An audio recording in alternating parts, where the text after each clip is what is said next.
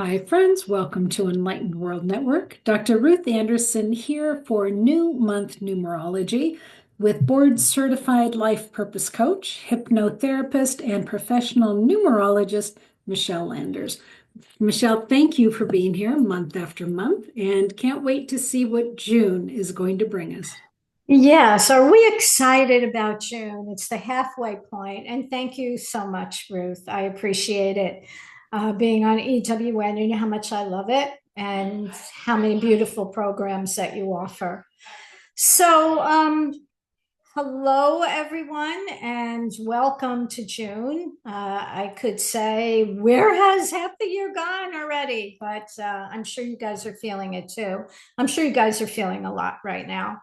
So, as a reminder, we'll start with the numerological aspects, some of the tarot aspects, and then some of the astrological aspects.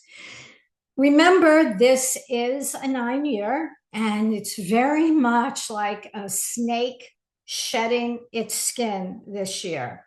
And that's one of the reasons we're going through this kind of internal and external metamorphosis, I want to say, because that lots of things are changing. So June is a six personal month. Well, let me say it's a personal month universally. So I'll change that. Six is a universal month and a nine universal year. So what is the energy that we have? Well, 9 and 6 is 15, 1 and 5 is 6, and then we have 1. So we have the number 6, the number 9, the number 1, the number 5 at work. Now, I love the energy of the number 6. It is a very, very, very healing type of energy. It's a month to heal wounds. It's about home. It's about family. Very, very much about security. I'm not quite sure how that's going to show up, but as we go further, I'll talk a little bit about it and we'll see what we come up with. It's about health. It's about medicine. It's about animals. Six definitely resonates to the animal energy, and especially pets. Even the people we hire falls under six. It's knowing what are our responsibilities and being very conscious of that. What's our responsibilities, but which ones belong to others? And what do I mean by that? What I mean is globally now, what we're talking about, but you can also take this personally because as above, so below. And as we put out this energy universally, we feel it personally as well. So, what I meant by that was we really have to be careful of overstepping our bounds when it comes to meting out our opinions to anyone. Six has a tendency to be very opinionated, or at least opinionated. So we have to be careful. We have to keep an eye on what are our responsibilities and what can somebody else do for themselves. Now, six also, which I love, relates to the planet Venus. So it's also about beauty. But I don't think this much is so much about personal beauty, but more so about our homes, our surroundings.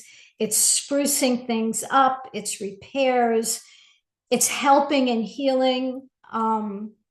It's doing a lot of home stuff, a lot of people working on their home, inside their home, outside their home. It can mean also another thing that it can mean is it's helping and healing. So it can mean, gosh, I really, really feel like it's time for me or for us to get some therapy. It's very much about getting that therapy or getting coaching or something like that. It may be that this month we may feel, our heart center may be really activated. So we may feel like we need a shoulder to cry on this month. And I know I have to say, from a personal perspective, I do have a lot of friends who seem to be going through this feeling of being unsure and just wiggly wobbly type of feeling, just not grounded or not centered is probably what I want to say. So, and we may be the shoulder for somebody else to lean on. Now, if we talk about the number five, the five is also about our security. So, whether that means we're feeling more insecure or we're concerned about our security, or even to some degree, some people might feel like they're being threatened, and maybe not in a very obvious way, but maybe the sense of, I just don't feel safe. So I have to say that I think that security is going to be very much on our minds, globally and probably personally, because we want to feel safe. And six also, it's a very Taurian number as well. It can mean things having to do with food and the manufacturing of food, and about agriculture. It's making decisions and it's having to make adjustments. Six also relates to land and real estate. So I'm thinking there's going to be I'm going to venture to say that I think it could be something positive on the real estate market. I mean, because I love six, and six has this abundant kind of energy about it. Of course, there are challenges, and we'll get to that. So if we look at the 15th card of the tarot, it's the Devil card, which I didn't bring it here. I don't have it, but I'll describe it to you. And the image is of the devil and two people, and they have their wrist in chains, but they're very, very loose. And so, the tarot is very meaningful and very symbolic. So the card, the devil card, is about having balance between good and evil, male energy and female energy. And on a global level, it can mean being under like this mass hypnosis. So we have to be very discerning.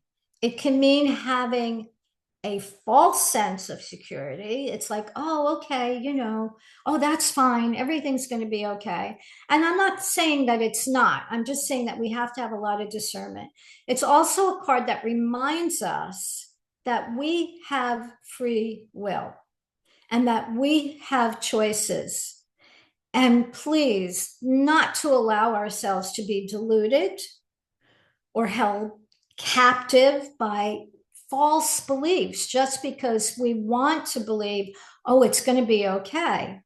So we need to break away from any of the negative energy that may be surrounding us, whether that's in people or things that we're watching or things that we're reading, and negative patterns. And also realizing, and this is so important, not everything is what it seems.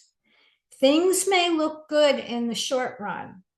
However, they may not pan out in the long run. So it's really important. Again, I keep getting the word discernment over and over again when it comes to this. When we look at the sixth card of the tarot, the lovers, and I love the card, the lovers, it's about deep feelings. It's about love.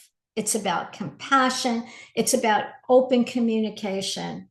It's being vulnerable. And when I say vulnerable, it's being vulnerable and being honest. But when I talk about vulnerability, I don't mean that you are a doormat or you just let people take advantage of you. You just approach things with a more open heart. And why is that important?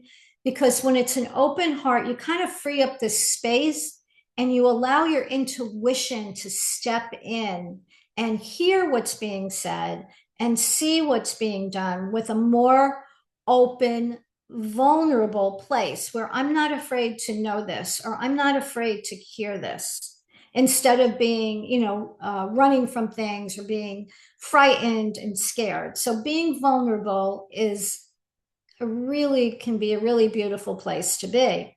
Now, I'm going to talk a little bit about the energy of the United States, because the United States is in a very karmic month.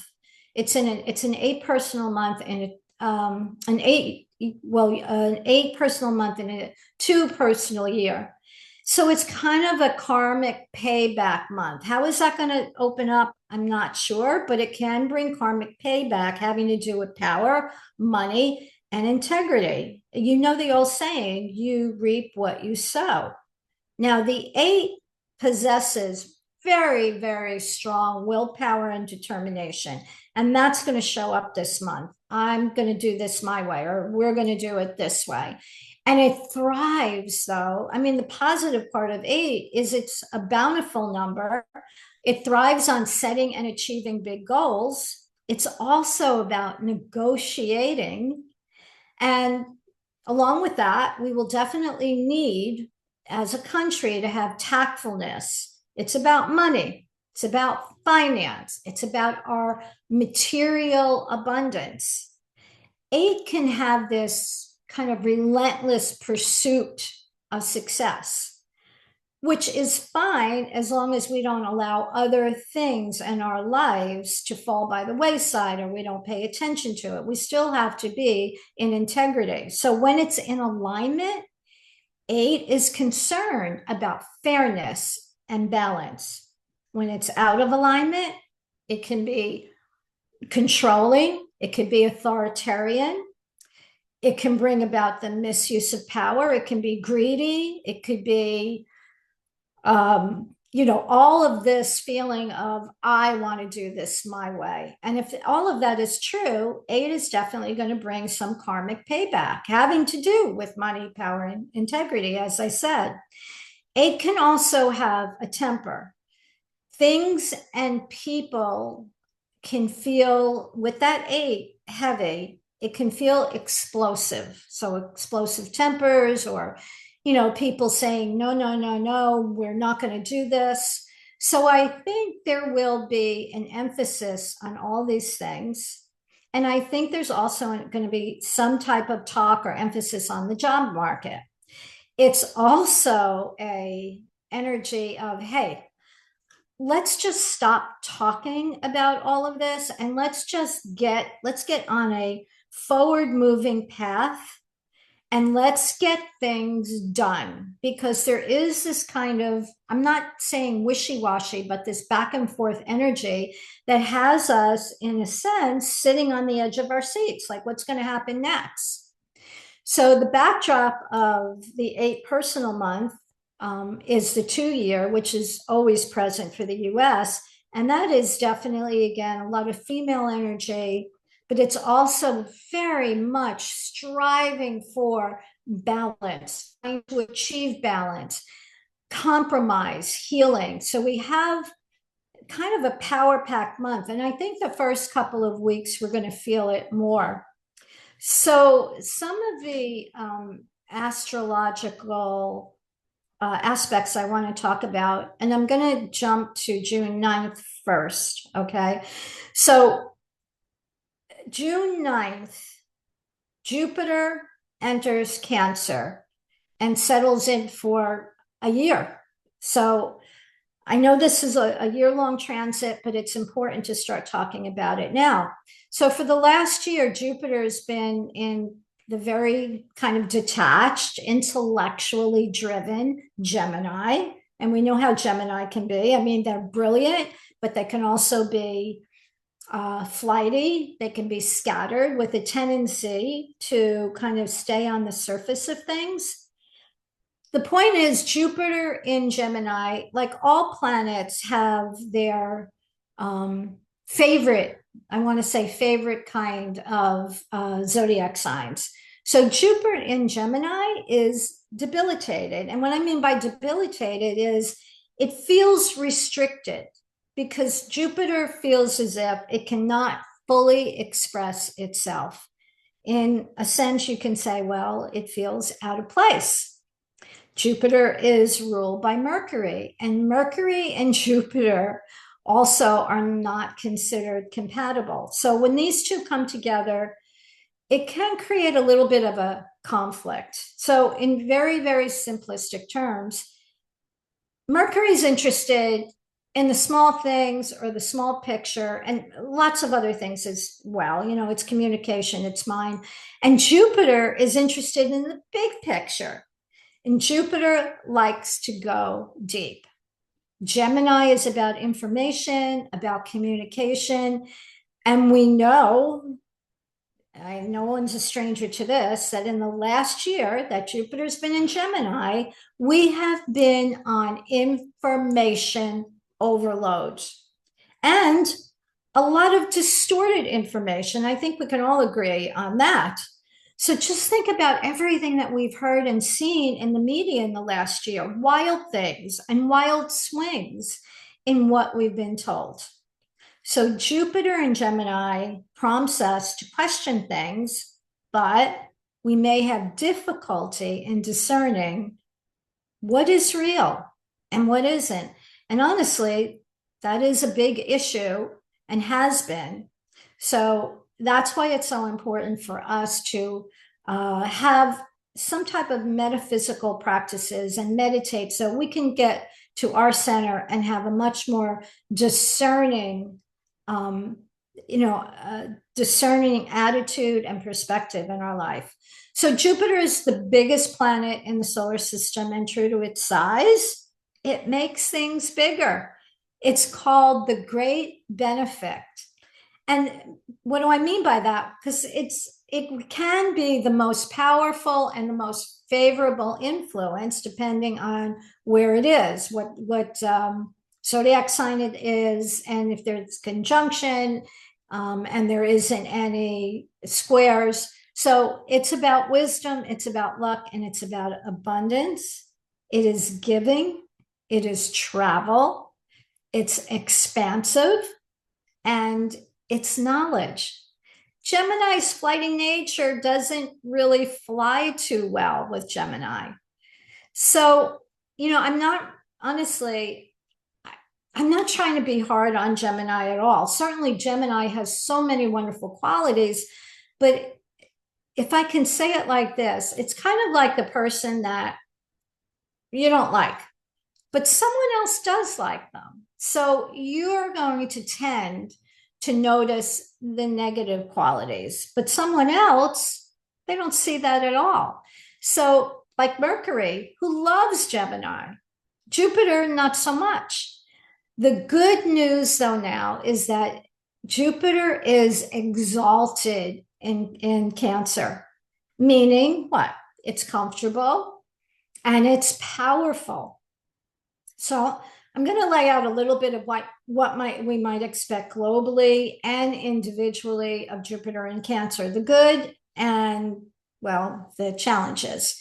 Because even though this is really, really honestly a great placement for Jupiter, and I can't wait to see how this all unfolds in the next year, it's not all fun and games over the next year because there are other planetary involvements as well. But overall, it's a really, really nice combo. Now, the United States, we have 4 planets in Cancer, which is, caring and loving. Cancer, we have Sun in Cancer, we have Venus in Cancer, we have Jupiter in Cancer, and we have Mercury in Cancer. So the United States is a Cancer-heavy energy with all the characteristics of Cancer, which can be very loving and heartfelt and caring. So again, it's going to be interesting how this all plays out in the US. And Cancer rules the emotional body of the nation. So the people, our homeland, matters related to home and family, things that nurture us, compassion, and also the real estate market. So we know that Cancer is very feeling. So I really do think this is going to activate the emotional body of the United States. And we'll see how that plays out. It's going to be more people speaking out and voicing their opinions, especially this month with sex. So since Jupiter magnifies these things, what are some of the things we can expect with it? Well, a surge in patriotism, again, defending my country. For whatever reason, some focus on our ancestry, our heritage, very much a focus on our identity, which I think is so interesting because there has been such an emphasis on our individual identity. And especially recently, it's kind of tightening up of identifying people, which I'm not sure that's good news or bad news, because we've all been told here that we all have licenses, and we need to have licenses and ideas that are real ID compliant, or they won't be accepted at the airport. So I think that's so interesting that that is happening now, especially with this six at play. So along the same lines here, there's going to be a re-examination of domestic values, especially who belongs. And I'll just leave it at that. Some people are going to get an urge to go back to school. Some people are going to get an urge to learn something new, maybe even learn a new trade. There's a lot of, movement going on here of people saying, hey, you know what? I don't know if I still want to do this any longer. I think I want to do something else. I've always been interested. It's activating the things that we really want.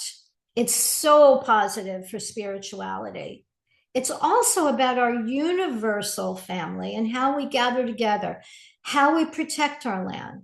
So let me just switch gears for a minute. So countries are also putting their stake in the ground along with this six energy, saying, hey, this is my land. This is my country. Don't mess with us. Now, it could mean quite literally something having to do with our protection and our own homeland security. But I do know that there's a very strong emphasis of what is mine. This is my country. This is my land. This is my way of doing things. So on a personal level, we can expand our home or upgrade our home. We could move. We could be putting more attention on our families, also on our security, which I think is interesting. My friend of mine just told me the other day, she just installed a security system. And I thought, oh, okay, that's interesting because that goes along with this emphasis on security. And on a personal level, we're all going to experience it somewhat differently. And of course, that depends on where Cancer falls in your chart. And I just want to tell everyone, if you're interested in looking at your chart, there are so many sites online that you can get a free natal chart done. So if you want to do that, and you might learn a little bit more about the placements and your rising sign, which is all very helpful. So you can think about this. Now, we had Jupiter in Cancer back in 213 to 214. So why I'm mentioning that is, if you look back to that time, just around that time, think about what was going on in your life somewhere around 213, 214. Okay. At that time, in the United States, Barack Obama was president. The economy was improving. The Supreme Court upheld the Affordable Care Act. California legalized gay marriages. Rhode Island became the 10th state to legalize it. But we also, those are all great things. But we have to take into account that Jupiter's influence can also manifest in some less desirable ways with exaggeration, overconfidence, extravagance, overindulgence, self-importance, and very important, gullibility. So what else happened in 213? We had the Boston Marathon bombings. We had a typhoon in Philippines. We had a number of deaths that year. Nelson Mandela, Margaret Thatcher, one of my favorite, James Gandolfini, and also Paul Walker. And this was so interesting. there was the big leak. Talk about homeland. In 2013, Edward Snowden leaked the information that the NSA was collecting data on millions of citizens, which I find that so interesting because that's also about security, which of course raised so much concern about our privacy and our government, our homeland, and our security. And since Cancer is protective and sometimes defensive, Jupiter can overdo this with an feeling or being overzealous, being this heightened fear of outsiders, clinging to outdated traditions, emotional manipulation through the media, through politics. So this stuff is all mixed in together, but I think it's all very much highlighted this month. And so think about what was going on again, what was going on in your life around 2013 and 14. Now, I don't mean that it's going to be exactly the same. You're not obviously not going to have the exact same experiences, but the energy of what was going on then is probably with Jupiter in Cancer, again, is going to be raising some of those issues or around those issues. Okay, so because we are still, though, in Gemini season, we may not feel a surge of all of the good energy until we go into Cancer season, which is going to be on the 20th of this month in June. So again, it's going to be in Cancer for a whole year. And as we know very, very well, all too well, a lot of things can change in a year. So what are some of the transits that are going on? It's really interesting. I do think this is a power-packed month because we begin this transition of the outer planets. Saturn, Uranus, Neptune, Pluto, and Jupiter will, of course, change signs into the more outgoing, extroverted signs of Aquarius, Aries, Gemini, and Leo. And I think this is big and has to do with outward or physical action and intensity. So I'm just hoping that we all can use this energy in a positive way, understanding the challenges, but also understanding we can tap into the essence of Jupiter in Cancer and the 6 of being such a heartfelt number and an emotional number and wanting good for ourselves and for everyone. So I'd love for that to happen in a positive way, but we also have to know it could ignite some people with anger and aggressiveness. But no matter what, it's definitely a call to action. So I'm thinking that the first couple of weeks of June, they may be a little bit unstable because we still do have that Gemini energy at play until the 20th or the 21st, I think. And then we'll be in Cancer season, which is quieter and softer.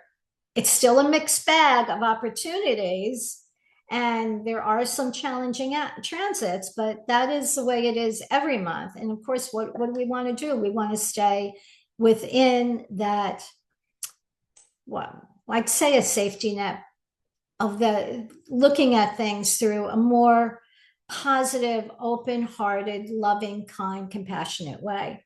So on June 6th, we have Venus enters Taurus. I love Venus in Taurus. It's a good day for anything beauty related, whether that's personally or in your home. Again, I get a lot of this upgrading our home, making it more comfortable, people moving, working on your home, working in your garden, fixing up things. So that's a good day.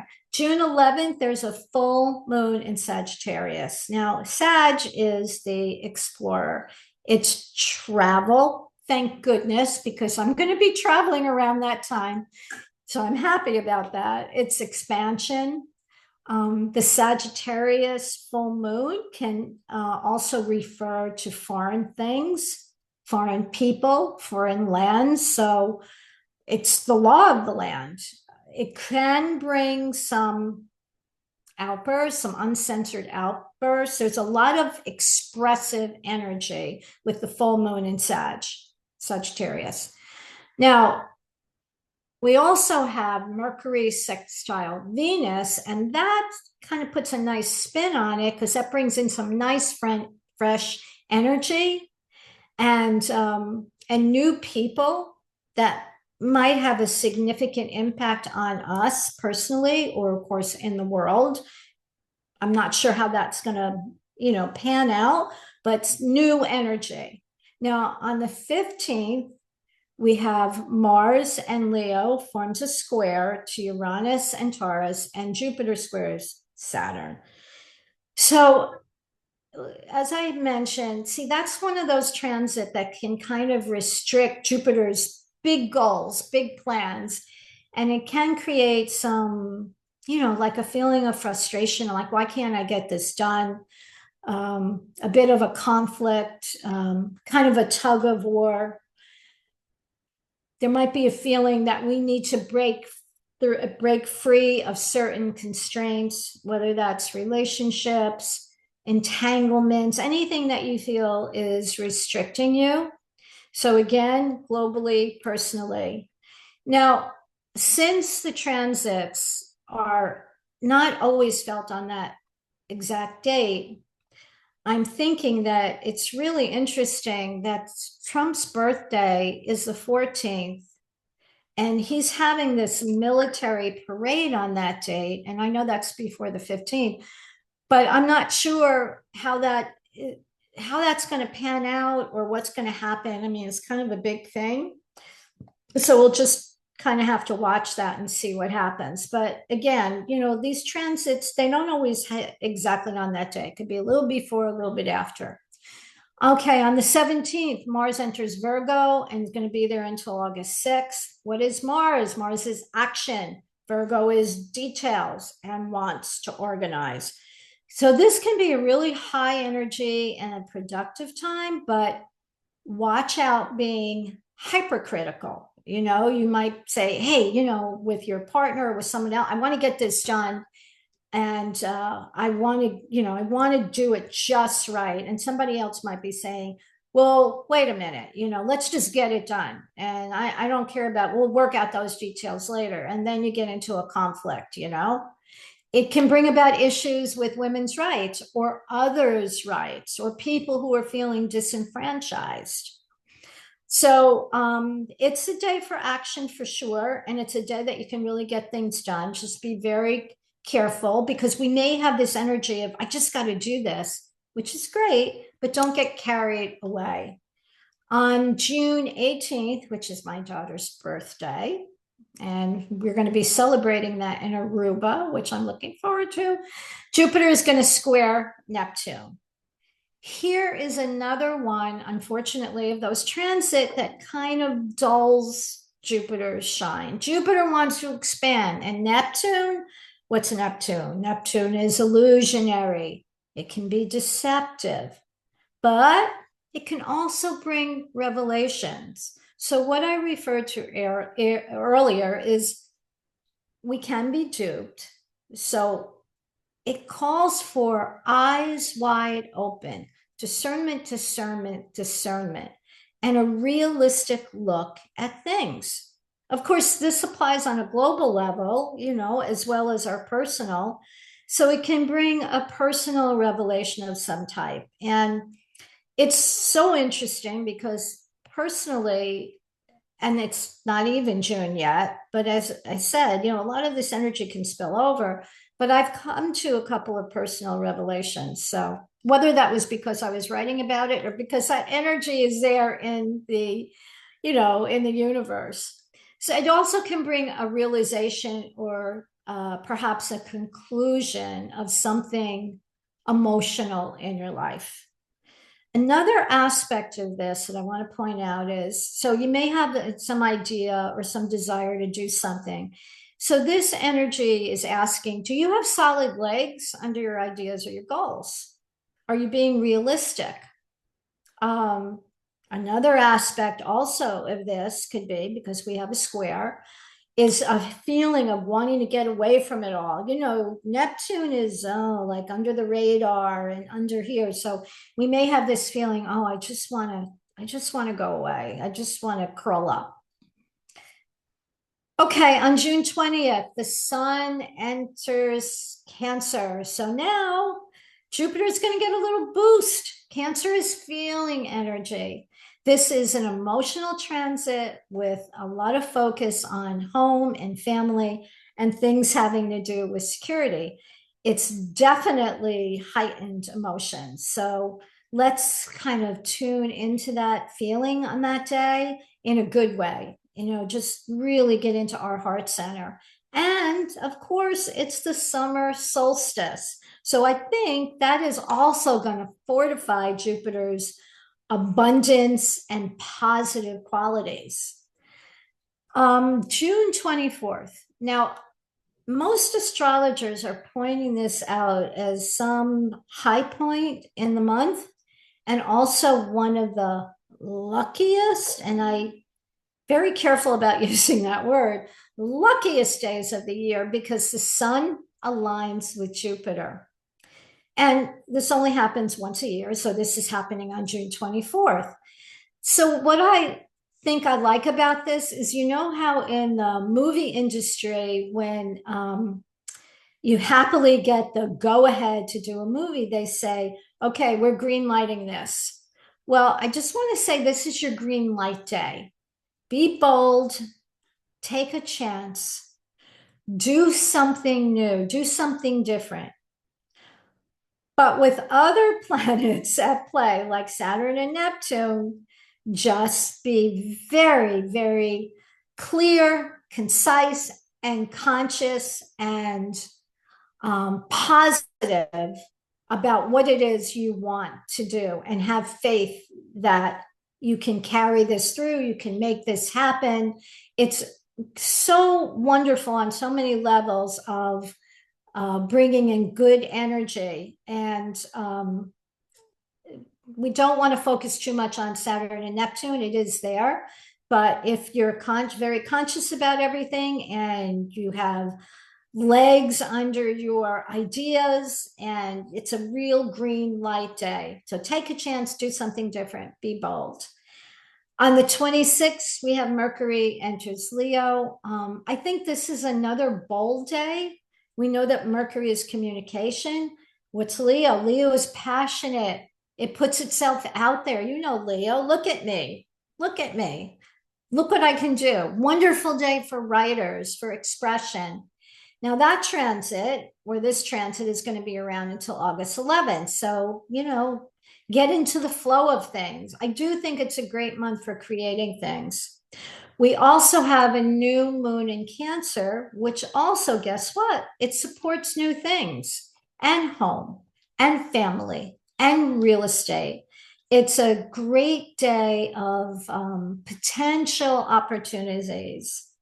It's a wonderful day for setting intentions, especially around home and family. Not that other days aren't good, but we know that there are some days, some energy, some planets that give a little bit of boost to our intentions, and that is one of them.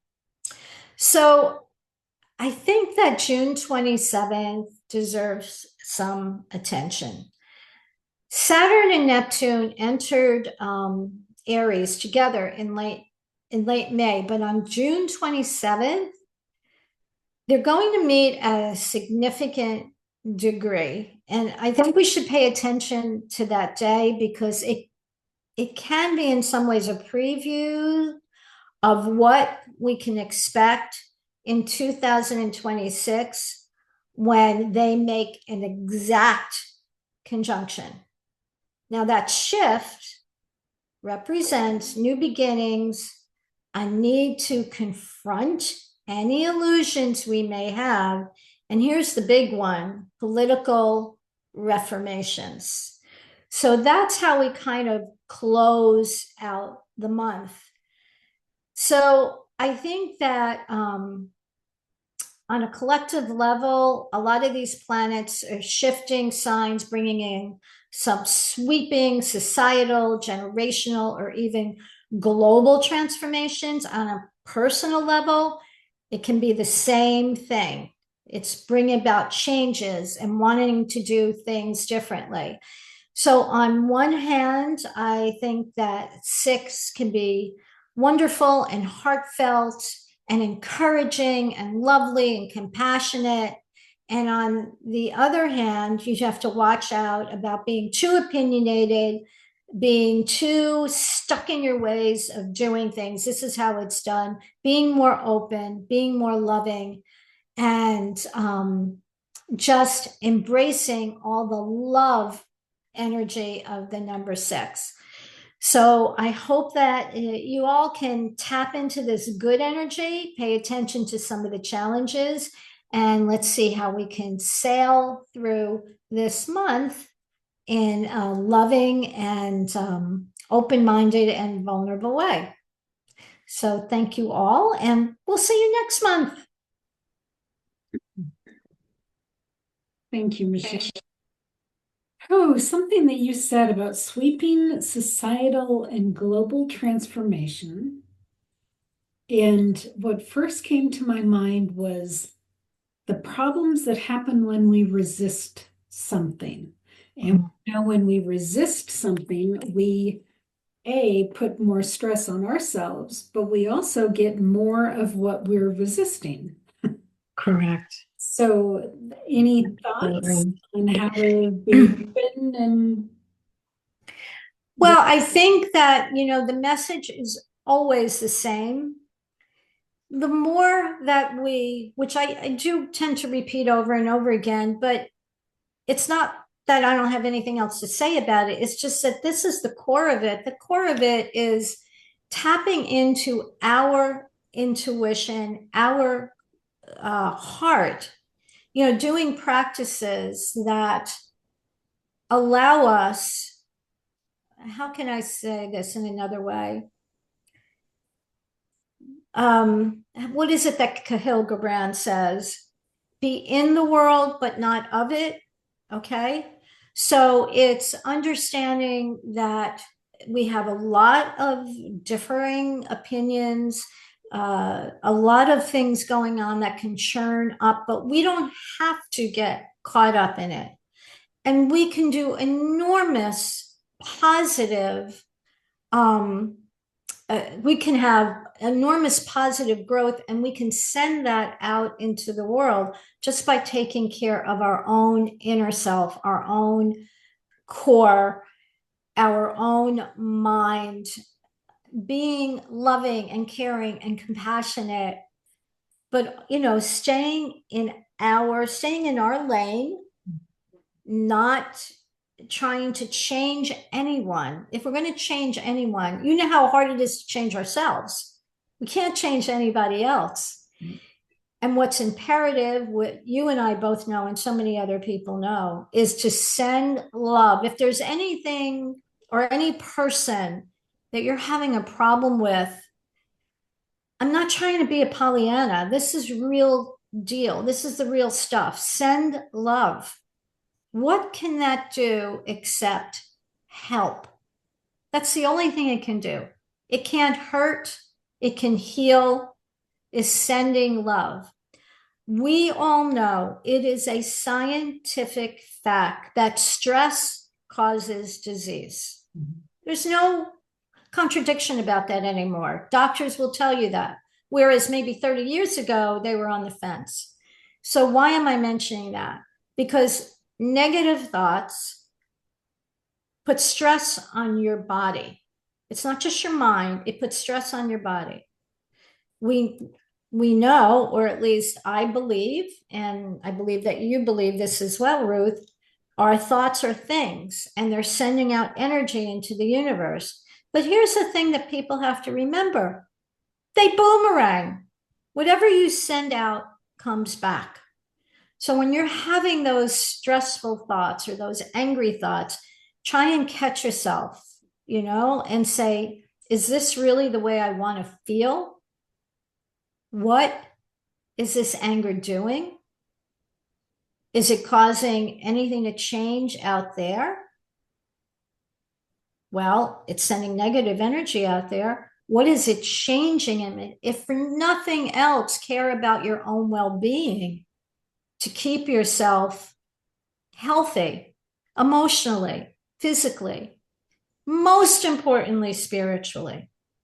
So having a spiritual practice, and I'm not saying religious, although if that's where you go, that's beautiful. Anything that is going to make you or create a feeling of goodness and happiness and well-being. That's what you want to keep working on all the time. So I guess that was a lot, but I want to get that point across about really our first responsibility is to raise our vibration. That's our first. You want to change the world, change yourself. Do whatever you can to feel good in a healthy way, of course. You know, we want healthy activities. And this month is very much about that. It's very much about our well-being. It's very much about love. It's very much about our relationships. So yeah, you know, shifting to a place that we feel happy, we feel good, we feel excited, exuberant, whatever those words are, but no poison arrows, no negativity. And that'll help all of us, ourselves, and that'll help everyone.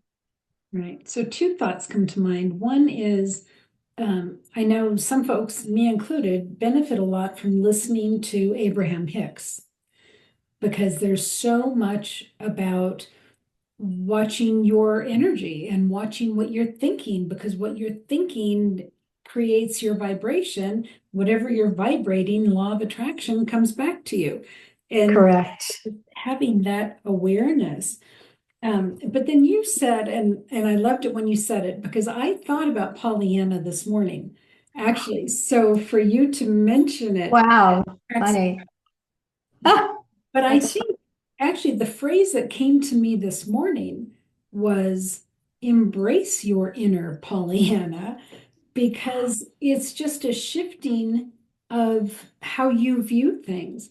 You can either say, yeah. wow, it's really rainy and, overcast, or you can find the positive in that. So, do you want to be negative about something, or do you want to be positive about something? So you might not want to be Pollyanna, but I'm going to embrace my inner Pollyanna this month. Well, I think I will join you in that. And the thing that you said, it's interesting, like people say about like the rain. Oh, you know, you can flip the switch on anything. What is, oh my God, it's raining, my plans are ruined. The farmer's going, thank God it's raining. Thank God it's raining. So that is life. And until we, I don't want to say until, that's not true, because we'll never be perfect. But to begin working on that and realizing that for some person, this is terrible, or they feel it's terrible the way they look at it. For somebody else, it's a wonderful, something wonderful, a wonderful experience. And yeah, so I love that. And yes, Abraham Hicks definitely drives home that point. And you know what? If you look at your life, especially if you're middle age or maybe a little older, and you look at your friends, I bet you can see patterns of their life, of experiences that happen. I mean, I know looking at my life, it's like, oh, here we go again. Now, that can be in a real good way, or it can be in a challenging way, but the themes seem to just circle. It's like a spiral until you're aware of it.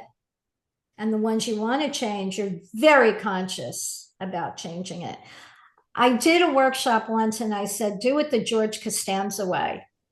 And the George Costanza way, there's a lot of people now. I mean, years ago, everybody knew what I was talking about. Now with the younger generation, a lot of people don't remember or didn't watch Seinfeld, but he was a character on Seinfeld. And George's life turned around 180 degrees when he started doing the opposite of everything he used to do. He got the girl, he got the job, he moved out of his parents' house. And he said to Jerry, I'm just doing the opposite. And everything worked out. So there's a little bit of truth in that, and maybe a lot of truth, because I also will question before I do something automatically. I've been doing more questioning about, is this really what I want to do? Is this really going to serve me? And I would really encourage people to mix up your routines. If you want to get your mind open, you want to see things differently, you can't keep doing the same thing, whether it's using your other hand to brush your teeth, getting up on the other side of bed, changing the time you get up, going to bed at a different hour, changing the foods you eat. I have a routine every morning. And lately I'm saying, I got to change this. Not that I don't like it, but I know that in order for me to be open to opportunities and to good things coming in, sometimes you got to shake things up a little bit. Otherwise, you just got this pattern. So I don't know. This is turning into a workshop, isn't it? I think it is. Yep. The month of June is going to be our in-person workshop, I think. Yeah. Yeah, Thank it you is. so much for this. Michele, what would you like folks to know about you and what you provide for your individual clients? Okay. Yeah, thank you. I am, as Ruth mentioned, I'm a board certified coach. I love it.